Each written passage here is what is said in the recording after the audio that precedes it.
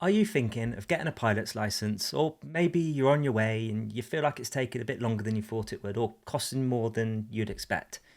Well, this video might help. When I started out, I found it really difficult to find real life information about the whole PPL experience, particularly in the UK. So when I started my PPL journey, I said to myself that I'd log every detail so that I can make a video to share it with others like me. So here it is. Now, I'm going to get straight to the point first. For those just thinking about getting a pilot's license, you might have read that in the UK it takes 45 hours and around £9,000 to complete. Well, spoiler alert, you'd be lucky if it did. I really did go into thinking that I could do it in that time.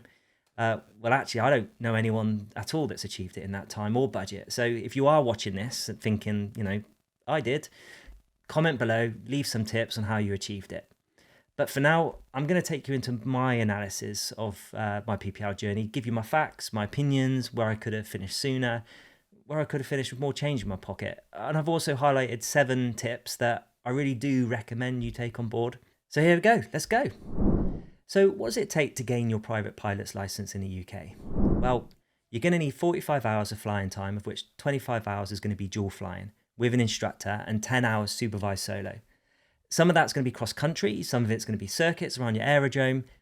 You also need to complete your qualifying cross-country flight, which is going to be a minimum of 150 nautical miles solo flight that's going to stop at 2 additional aerodromes. You also have to complete 9 theoretical exams and pass a Class 2 medical. And finally, you're going to need to pass a skills test in the plane, as well as a practical radio communications test. It sounds a lot when you say it out loud, but from when you start, you've got plenty of time to do it in. So that's the criteria. What's it going to cost? Well, you're going to be paying for the aircraft hire, the instructor time, the theory exams, the skills tests, the practical radio exam, equipment like maps and the theory subject books. On top of that, there's also the cost you might not be expecting, all of which I'm going to go into detail. So let's start by breaking these down. The average flight time, including plane hire and instructor time, is around £180 to £200. Multiply that by the 45 hours, that's going to cost you £8,100 minimum.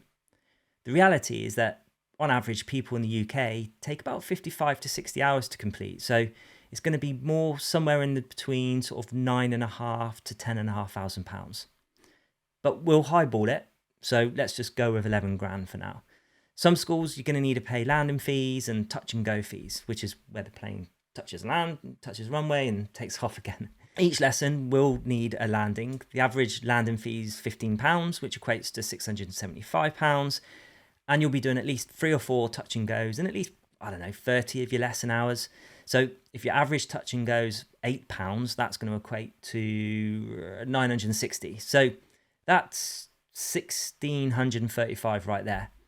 Now, not all schools charge this. It does depend on the relationship the school has with the aerodrome club. And on the aerodrome, you'll probably need to join an aero club. That'll be anything from £100 to £300 a year. If it takes you more than a year to do your training, then you'll need to pay twice, for each year. So let's just call it £600 in club fees. So now we're over £13,000. What else is there? You'll most likely want your own headset. This can be a few hundred to £1,000, plus the theory books to help get you through your exams. That's going to be £160 or thereabouts, and the exams themselves, they're £35 an exam, so that's £315. The final skills test, I'm not sure what that is off the top of my head, but we'll cover that later on in the video. So that's going to cost you. And then there's the flight bag and stuff in there, like the flight computer, the map, which you'll probably be updating in your training period, no doubt. And then there's the medical too. So all in, based on averages across the UK, you'll need to budget around £15,000.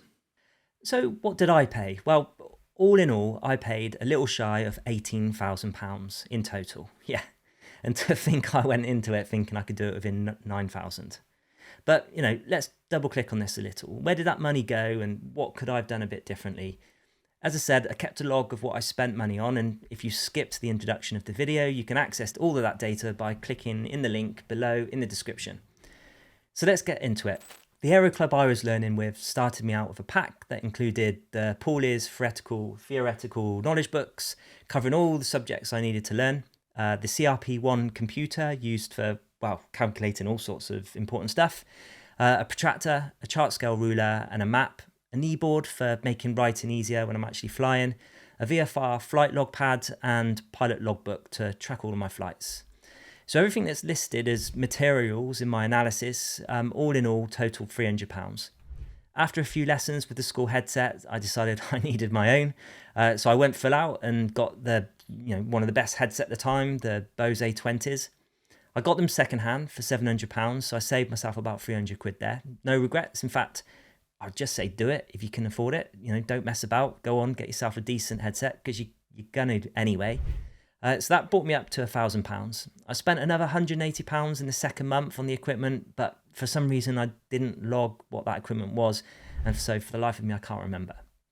Anyway, a year and a half later I needed to update my map. So these get updated most years, so if you don't get it done in the first year, you'll also need to be paying for that. So my total equipment cost was £1,195.99. So here's my first top tip. If you want to save money, buy second-hand kit and use the school headsets. I would have saved about £1,000 if I'd have done that. Most pilots that finish their PPL, they don't need the kit that they bought there. So go onto Facebook groups and just ask. You'll grab yourself a bargain, I guarantee it. And here's a bonus tip. You'll soon get through that VFR flight log pad, and so save yourself some time and laminate a page, and that way you can reuse that page again and again. Now, admittedly, there's not much financial savings in that, but it's bloody frustrating when you realise you ran out the night before a cross-country lesson. Now, one of the first big milestones in your journey is going to be your first solo flight. And to do this, you're going to need to do two things. First is your class 2 medical, so make sure you're physically fit and stuff. I got mine done by Gloucester Aviation Medicals at a cost of £191. So I've left a link below to their website if you want to check them out. Second, you're going to need to pass the Airlaw exam. The exam fee was £30. You can see here that I got that done and had my first solo flight 20 days later, so not too bad time-wise. Now at this point, I'd spent nearly £4,000, well, £3,709.80 to be exact, and 23 hours in flying lessons. So the cost of aviation was really starting to show, but what an amazing day. If you wanted to go and see my first solo flight, I've left a link to the recording at the bottom in the description, so check it out. Now, I have to say, I was fortunate.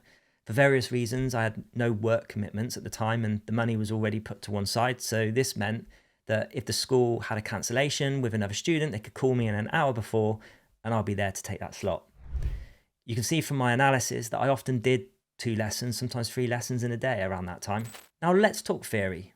I believe, and it's just my opinion, that the further away you get from your school and university years, the harder it becomes to study. Studying is a skill, and as all pilots know, skill fade happens. If you don't keep up the currency, then it goes. And so this was a bit of a struggle for me. Also, a lot of us, as we get a bit older, we've got kids, demanding jobs, out of work commitments, and this all contributes to how effective your study skills are. So my solution was to book a 1-week intensive ground school course, just to get them all done. I spent £2,000. This was the course itself, the exam fees and the accommodation. Now it sounds like a lot, and actually I didn't realise at the time it was actually more costly than that. And you can see that from my analysis. I stopped flying lessons altogether just to self-study. And then there was a lot of bad weather with the few lessons I had planned, so they got cancelled. And remember, I just talked about skill fade in studying. Well, the same applies for flying. And more so because the skills aren't already second nature yet. So when I did return to flying after passing my exams, I probably spent 6 lessons and a month just relearning what I knew before I'd stopped. So I would say that I spent about £900 in lessons just catching up. So that's £3,165.22 on theory. And here's my second tip. If money isn't a big thing, then get on and do what I did. It's not assured at all. You do have to work hard. You have to put in the effort, but it's short, it's sharp, and it's easy to manage your life around. But don't stop flying. And if money is something you need to be tracking, and I wish I did this better if I'm honest, you could save over 3k just by planning and studying along your lessons. In fact, the real tip here is consistency. And on that, another top tip, you've got to be consistent. If with your lessons, with your theory, with your flying, When you miss a lesson, it's going to cost you at a rate of £180 an hour minimum. So make sure you study the flying theory bits before you go to your practical lesson. Again, it's just about being smarter with your studying inside and outside of the cockpit. Hands up? I didn't. And that brings me on to the main event of the spend and time, the flying lessons. I spent almost £13,000 on over 78 hours of flying. That works out, on average, £162 per hour, which by UK averages is actually pretty cheap. And by the way, if you do like the sound of those hourly prices, make sure you hit up Herefordshire Aero Club. It's a bit of a mouthful. Links below. Anyway, that could have been more if I flew in some of the nicer planes. And that brings me to my fourth top tip, actually. If you get to choose a plane, go with the cheaper hourly cost all the time. When you get your license, you can always do some familiarization or differences training for the nicer planes. This is probably one of the only things I did right. So now we've got one more milestone to achieve, and that's the qualifying cross country. And this was my most expensive lesson, nearly 500 quid. And because of the 2 aerodrome stops, there were 2 lots of landing fees as well. So that brought it up a little bit higher. There was also a bacon buddy and a coffee at Leicestershire Airport, but I've not included that. What an experience. Another epic milestone that pushes all of that money to the back of your mind. There's a little joke you're going to see on Facebook groups and stuff. Pilots talk about these bacon buddies being the most expensive breakfast you can buy because of the cost of the flight. Now, I must admit, I can see why, but hey, pilots are sensible, rational people, aren't we? Otherwise, we wouldn't do it, right? So that's another video. So on to the flying lessons. So there's 19 skills that you're going to need to learn. The first 3 are super basic and will be part of every single lesson you do. Things like aircraft checks, post-flight briefings, familiarization with the cockpit equipment. Then there's the remaining 16 skills, which are all about in the air. And they have sub-skills as well. Perhaps breaking these down is another video. Now, I tracked all of those skills and what ones I worked on with each lesson, and most lessons did cover multiple skills, so I'll share some stats for you. 55% of my lessons contain circuits. You'll love and hate them, but they really help fine-tune things, routines, ready for landings, that kind of thing. 32% of my lessons contain cross-country navigation. You'd think after so many circuits, you'd be good to go with cross-country, but when you add in that radio comms, it really does add another layer of complexity that you've got to get used to. Some other interesting facts. In my training, I landed 222 times. 11 of my lessons were about practicing emergency landings. To be honest, I've probably done about 30 or 40 of these, and 17% of the lessons focused on just flying straight and level. So I've got 2 tips here. First, trust in the process. Don't jump ahead. The PPL is a proven process that turns out thousands of pilots a year. I don't know what the success rate is, but I'd imagine it's very high if my training experience was a benchmark. So next tip is understand the politics of booking lessons. Yep, politics. We've got a national shortage of flight instructors, so you're competing for plane hire and instructors with other students, which means you'll need to be booking at least 2 to 4 weeks in advance. The weather isn't as reliable as your booking, so a higher than you think percentage will be cancelled. Now, booking more lessons than you need or budgeted for is important. In fact, this is a top tip. I'm not sure the flight schools were like this, but we all did it. So you should assume a third of your lesson bookings are going to get cancelled. They get cancelled due to poor weather, planes being taken out of service for servicing. You know, sometimes you get asked if you'd give up your slot to accommodate another student's milestone flight, you know, because the weather's optimal. All completely reasonable things. So by booking a few extra flights, you give yourself some backups. Don't worry about cancelling what you don't need. As long as you give a few days notice, the spot's always going to get refilled. As I said, you're always competing for plane hire time with other students. So compete. So we're nearly there now. The final leg about the practical exams. You'll need to pay for the radio practical exam, which for me was a 2-hour coaching session and the exam fee itself, totaling £180. Now, I have to do a shout out to Kevin, my FRT for toll, well, however you say it, trainer and examiner. I really can't recommend him enough. So please contact Javelin Aero when your time comes. His email's in the description below. Now, I'm not here to bash anyone, so I won't, but shop around if you want to self-manage this outside of your flying school, because I found that they weren't great cost-wise. They didn't really connect with me. Anyway, finally, the skills exam. This was £510. Now, I'm not here to talk about the exam in any detail, but let's just say I flew in probably the worst weather I'd ever flown in. And in hindsight, I had the best time ever. In fact, I thought I'd failed within the first 10 minutes of being up in the air. And that had a really good psychological effect on me because thinking I'd failed, I stopped trying to pass the test. The pressure was gone. I just did what I was told, flew the plane, enjoyed myself, no stress. And when we were done and we was walking back for the debrief, the examiner shook my hand and said, "Congrats, boy, welcome to the club." Well, actually, it was from Gloucester, so it didn't sound nothing like that. But honestly, I felt like crying and couldn't believe it. What a feeling. And I bet every pilot has a story to tell on that feeling. But actually, we're not actually done yet. Next, you can't fly solo until you've got that bit of paper in your hand from the CAA. So you can fly on your instructor's license, but it's not the same. It took me a month to get my license. Now, all I can say is make sure you fill in the forms properly and get all of your paperwork right. I was told this very tip and I thought I did it, but I didn't. The CAA will get your license to you within about 10 days after receiving a fully compliant pack.